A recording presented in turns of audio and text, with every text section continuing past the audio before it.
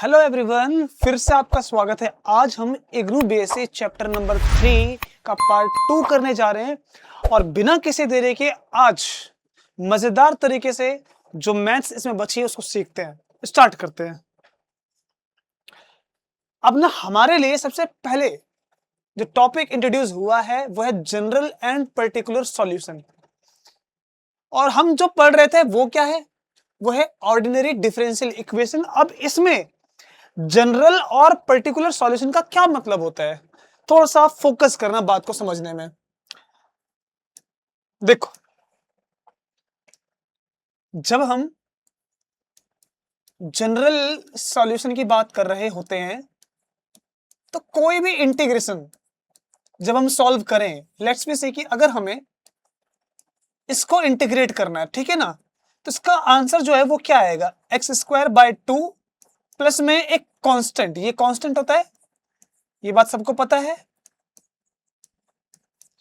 तो किसी भी जनरल सॉल्यूशन में ये कांस्टेंट हमें दिया होता है। भाई यहां पर कांस्टेंट दिया होने का मतलब है कि ये सी ही रहेगा, इसकी कोई पर्टिकुलर वैल्यू नहीं आएगी। और ये भी याद रखना है कि जो डिफरेंशियल इक्वेशन जितने ज्यादा ऑर्डर की होगी उतने ही ज्यादा ये कांस्टेंट वहां पर आएंगे। लेकिन अगर हम पर्टिकुलर सॉल्यूशन की बात कर लें, पर्टिकुलर सॉल्यूशन, तो इसमें क्या होता है इसको देखो। जैसे अब यही इक्वेशन जो हमने अभी सॉल्व की है, ये है y इक्वल्स x² 2 प्लस में c, ये आया है ना।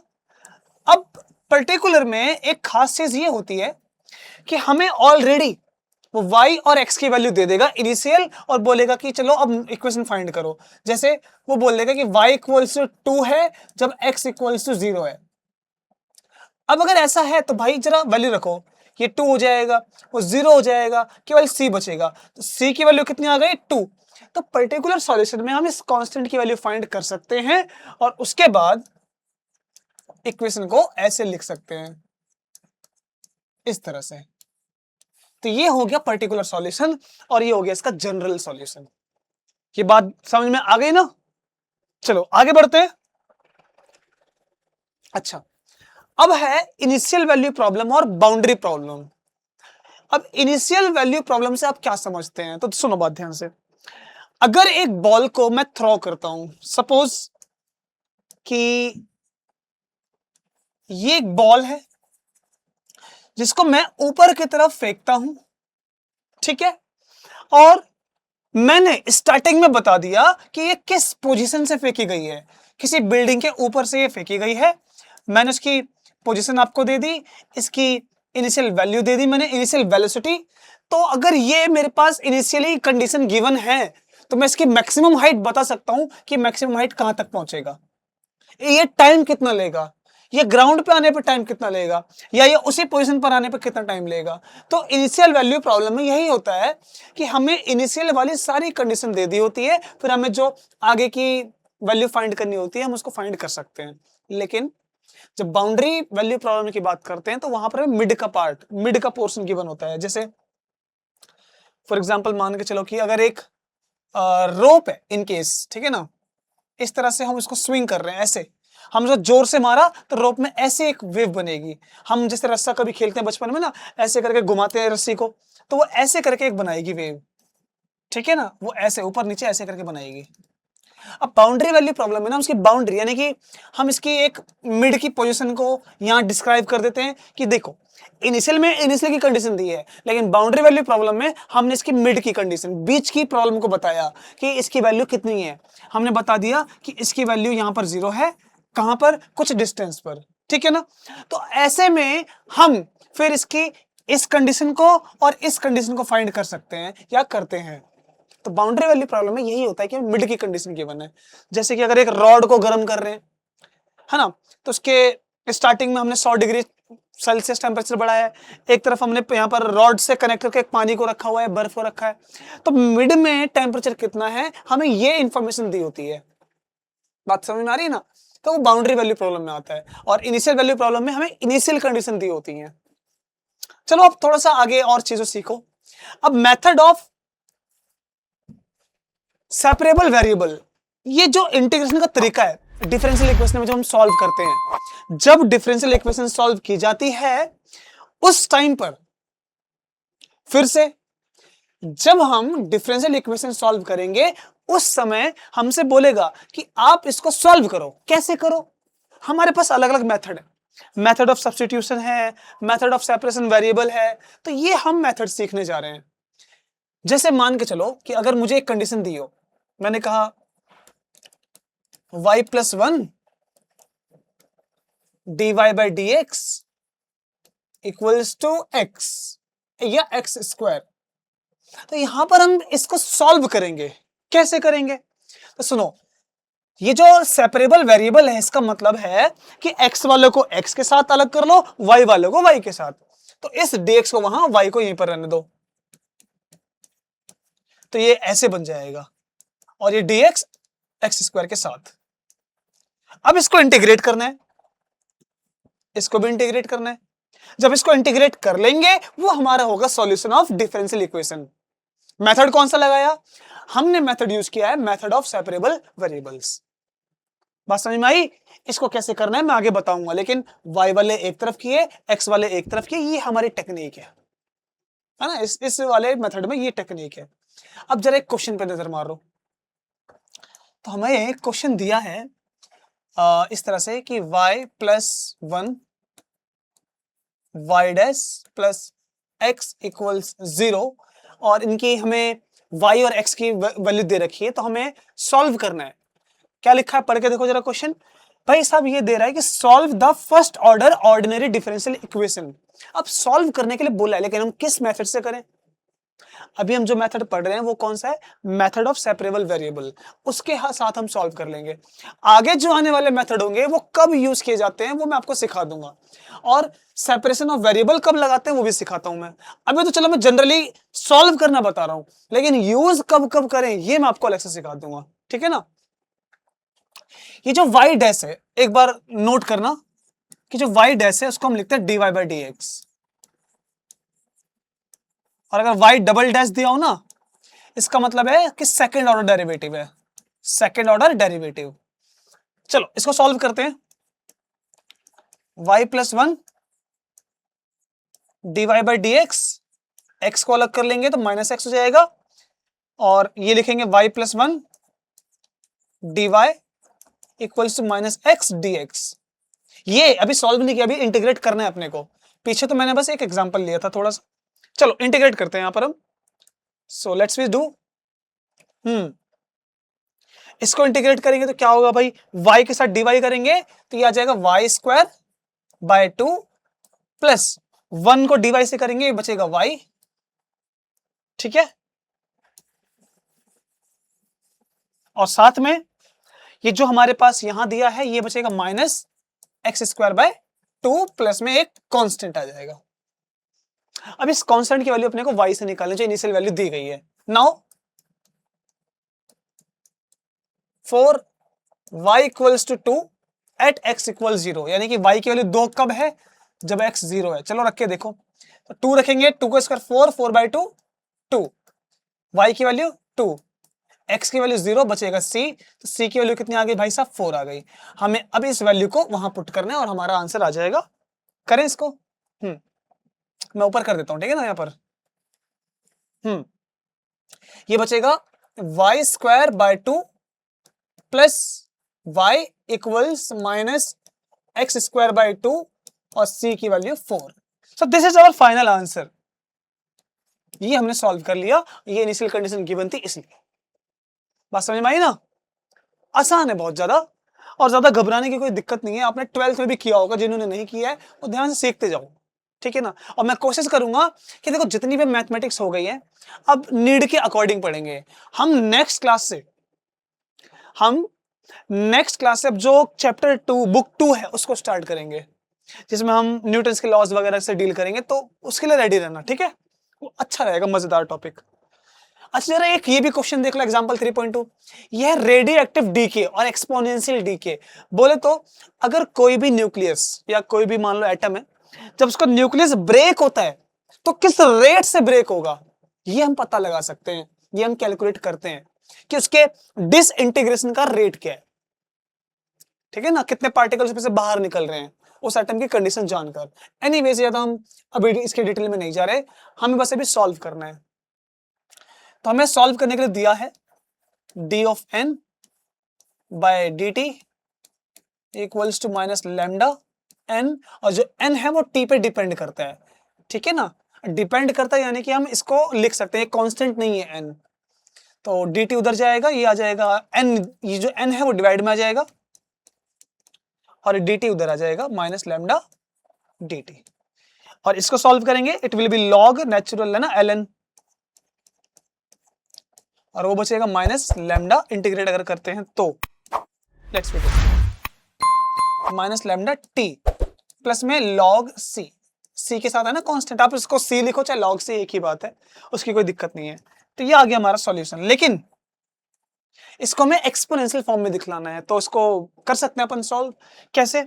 हम इसमें एक्सपोनेंट कर लेंगे, एक्सपोनेंशियल ले लेंगे। तो एक्सपोनेंशियल लेते वक्त अगर आपने सीखा हो तो ठीक है, नहीं तो मैं बता देता हूं, लॉग हट जाता है, तो ये बचेगा n इक्वल्स टू, ये आ जाएगा e की power minus lambda T dot, इसमें से भी हट जाएगा क्योंकि जब हम लॉग कर रहे हैं, यहां पर लॉग यूज किया है तो वो मल्टीप्लाई में आ जाएगा, दैट विल बी c। आपके लॉग की प्रॉपर्टी पता होगी ना कि जब कुछ ऐसे प्लस में तो वो मल्टीप्लाई में आ सकती है, राइट। तो ये हमारा एक्सपोनेंशियल फैक्टर आ चुका है कि कोई भी पार्टिकल के जो नंबर हैं वो इस तरह से डी के होंगे। अब इसका फैक्टर कितना आएगा वो डिपेंड करता है कि वो किस तरह का न्यूक्लियस है, कैसा है, वो बात की बात है। अभी तो अपने को सॉल्व करना सीखना है।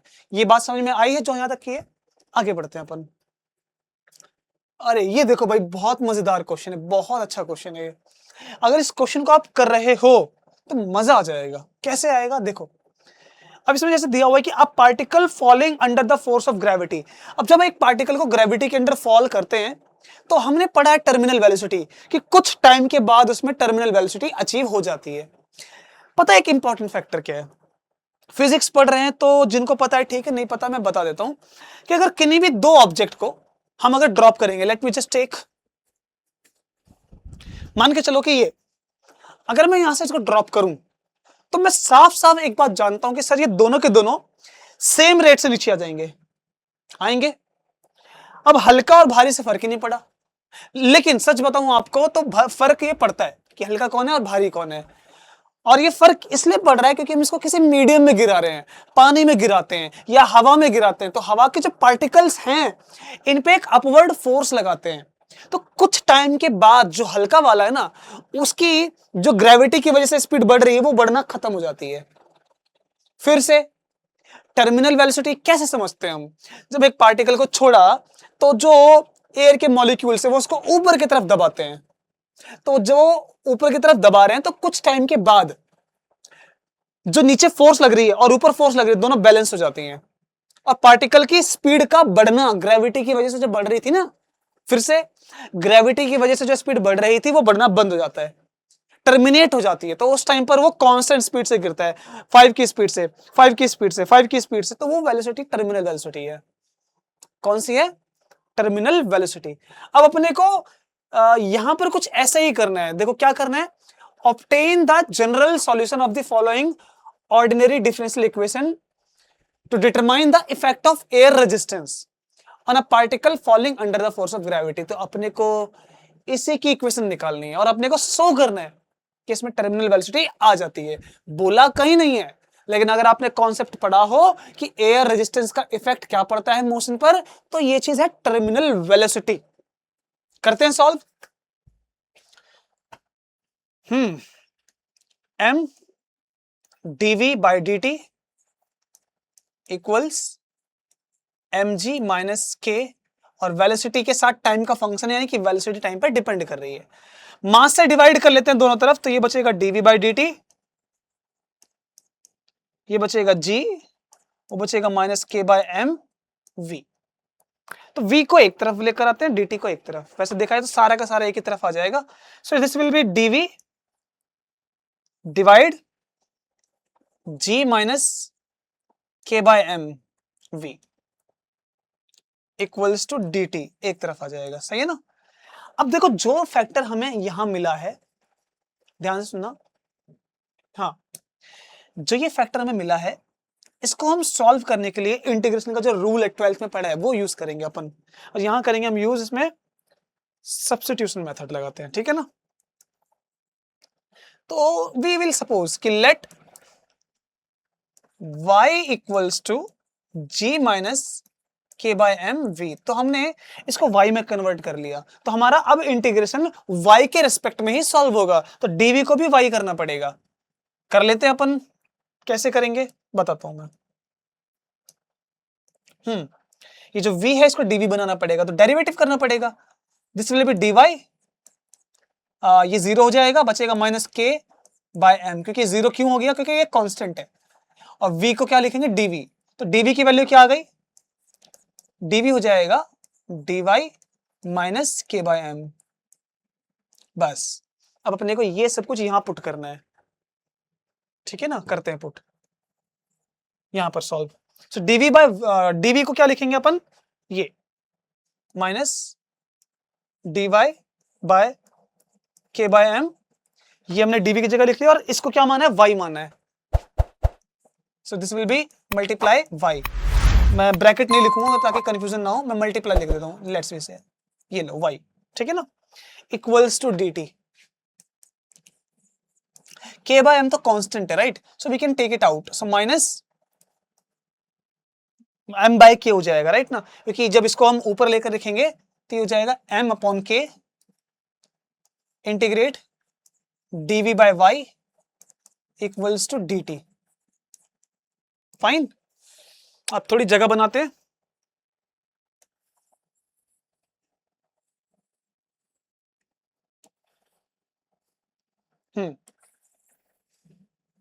ठीक है ना, जगह बन गई यहां पर, अब यहां पर हम सॉल्व कर सकते हैं।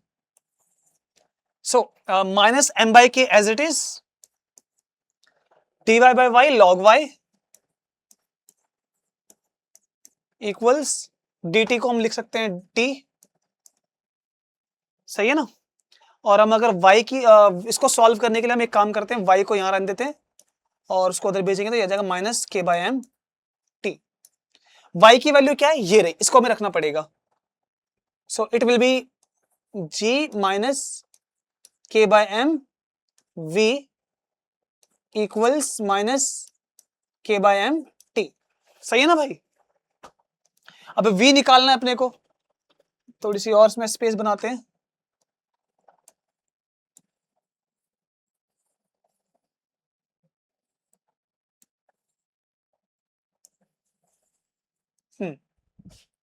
तो अगर v निकालेंगे, सॉल्व करेंगे, तो ये जो माइनस का पोर्शन है इसको ध्यान से देखना, मैं इसको उधर ले आता हूं, इसको इधर लेकर आता हूं, तो ये हो जाएगा g प्लस इसको उधर लेकर आएंगे g के साथ, it will be k by m multiply t। मैंने क्या क्या पता चला है ना, इस माइनस को अगर वहां ले जाएंगे तो ये वाला फैक्टर जो है इधर आएगा तो प्लस हो जाएगा g के साथ, मैंने वही लिखा है।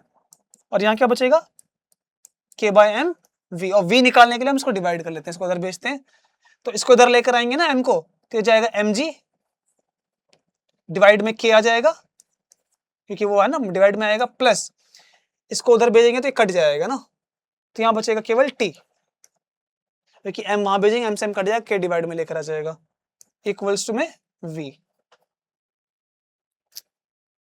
सही है ना। लेकिन लॉग नेचुरल था हमारे पास।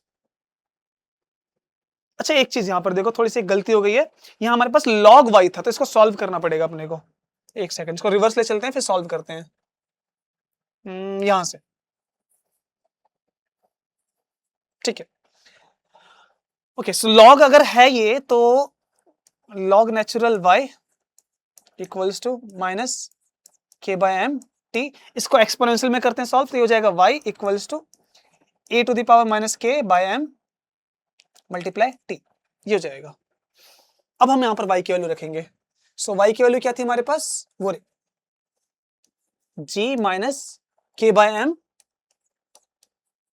v इक्वल्स टू सेम रहेगा। हाँ अब ठीक है ना, हमारे पास v निकालेंगे अगेन, तो माइनस का फैक्टर है, उधर जाएगा प्लस हो जाएगा, so it will be k by M v equals और g minus A to the power minus K T by M, clear. अब v को सॉल्व करना है अपने को, सो v हो जाएगा mg बाय के, ठीक है, और उधर माइनस उधर जाएगा तो m बाय के e की power minus K T by M. अच्छा एक चीज नोट करो, बहुत इंपॉर्टेंट है कि अब इस इक्वेशन में यहां पर एक फैक्टर है, एक टर्म है t, दिख रही है ना t क्लियरली। अगर एक्सपोनेंशियल में अगर हम बात करें कि एक ऑब्जेक्ट को हमने ड्रॉप किया, टाइम बीत रहा है 1 सेकंड 2 सेकंड 3 सेकंड 4 सेकंड, तो जैसे जैसे टाइम बीत रहा है टाइम बढ़ता जा रहा है। जब एक्सपोनेंट में जो पावर है अगर वो बढ़ती जाती है, कंटिन्यू बढ़ती जाती है, तो वो t से अगर वो टेंड्स टू इन्फिनाइट होने लगती है, यानी कि बहुत ज्यादा वैल्यू बढ़ जाती है, तो ये पूरा फैक्टर जीरो हो जाता है। अगर ये जीरो तो ये पूरा का पूरा कैंसिल हो जाएगा, पूरा का पूरा जीरो। मैंने क्या बोला कि जब ये वैल्यू t की बढ़ती जाएगी तो ये जीरो हो जाएगा, ठीक है। ये एक्सपोनेंशियल का एक रूल होता है ना, मुझे पढ़ते हैं एक्सपोनेंशियल, तो क्या बचेगा केवल mg बाय k। तो आप साफ साफ देख सकते हो कि एक कांस्टेंट वेलोसिटी अचीव हो जाती है, ये भी कांस्टेंट, ये भी कांस्टेंट, ये भी constant. So this is terminal velocity. लेकिन एक बात और सुनना ध्यान से,